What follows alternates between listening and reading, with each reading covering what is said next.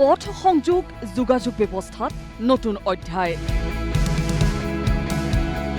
হোজাইত অসম মালাই দিব আৰাম আৰু সুখদায়ক যাত্ৰা।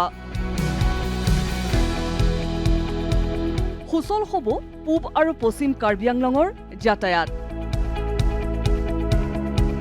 অবিৰত পথ সংযোগ আৰু সুৰক্ষিত যাত্ৰাৰ লক্ষ্যৰে আন্তঃৰাজ্যিক তথা ৰাজ্যৰ আভ্যন্তৰীণ পথ সংযোগৰ উন্নয়নৰ উদ্দেশ্যে অসম চৰকাৰে আৰম্ভ কৰা ধ্বজাবাহী আঁচনি অসম মালাৰ অধীনত ৰাজ্যত নিৰ্মাণ কৰি থকা হৈছে বহু পথ।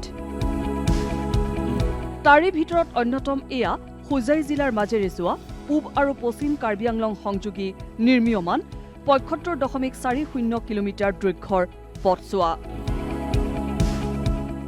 আশা কৰা হৈছে এই পথটোৱে পূব আৰু পশ্চিম কাৰ্বি আংলঙক সংলগ্ন কৰাৰ লগতে অঞ্চলটোৰ পৰিবহণ ব্যৱস্থাত এক বৈপ্লৱিক পৰিৱৰ্তন আনিব।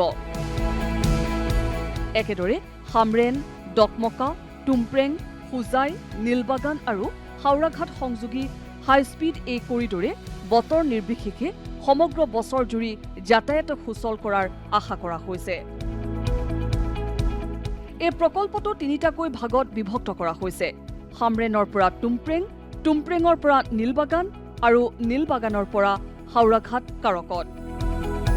এই প্ৰকল্পৰ ব্যয়ৰ পৰিমাণ হৈছে ৬৬৫.৮৯ কোটি টকা।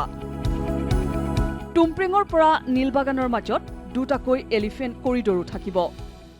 হোজাইৰ পৰা যিটো কাৰ্বিলং কানেক্টিভিটি এইটো বহুত ভাল হৈছে আগৰ পৰা।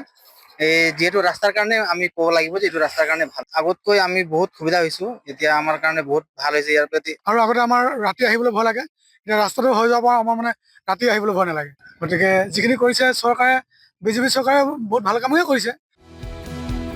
এই উন্নত পথছোৱাই পাহাৰীয়া আৰু সমভূমি অঞ্চলৰ মাজৰ যাত্ৰা, দূৰত্ব আৰু সময় হ্ৰাস কৰিব বুলি আশা কৰা হৈছে, যাৰ ফলত শিক্ষা, স্বাস্থ্য আৰু অৰ্থনৈতিক উন্নয়নে লাভ কৰিব নতুন গতি। উপকৃত হ'ব হোজাইৰ লগতে পূব আৰু পশ্চিম কাৰ্বি আংলং জিলাৰ লোকসকল। ইষ্ট আৰু ৱেষ্টৰ যিটো ৰাস্তা, যিটো এতিয়া যাতায়াতৰ চৰকাৰে যিখিনি ব্যৱস্থা লৈছে, বহুত ভাল পদক্ষেপে লৈছে, ভাল হৈছে। এইটো যিহেতু বানপানী এৰিয়া, আৰু এই বানপানী এৰিয়াৰ পৰা আমি বহুত মুক্তি পাম। আৰু হাতী যিটো আপোনাৰ কৈ দিওঁ ইয়াৰ জংঘলখনত, তাৰ পৰা আমি বহুত বাচিবলৈ কাৰণে আমি চেষ্টা কৰিম। আৰু যিহেতু বেমাৰ আজাৰৰ পৰা ধৰি যিসকল অহা যোৱা ব্যৱস্থা হোজাই লৈ, আমাৰ বহুত কম সময়ৰ ভিতৰতে আমি এতিয়া অহা যোৱা কৰিবলৈ পাৰিম বা ৰোগীজন আমি চিকিৎসা কৰিবলৈ সুবিধাটো হৈছে। আৰু হোজাইৰ পৰা Manas Pratim Tamuli Phukan report, DD news Assam.